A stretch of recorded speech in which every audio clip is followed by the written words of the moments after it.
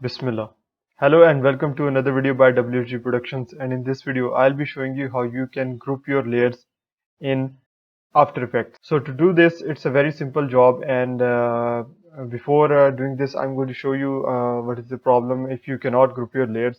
So if you have two of these animations and if you move one of them, then the other will not move. And suppose you want to move both of these together, so this will pose a huge problem for you. So in order to take care of this problem, you just need to go ahead and group both of these layers together. You can just select both of these layers or your compositions, and you can right click, select pre-compose. Then you can add a name to your layers, for example Facecams.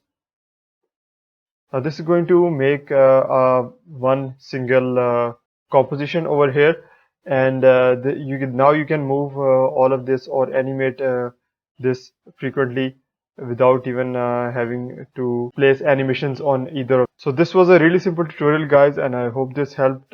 This was very easy, and I hope this clears up your problems. And if you want to see how I made these animations, then you can check the links in the description, and I will hope to see you guys in the next video. Thanks so much for watching.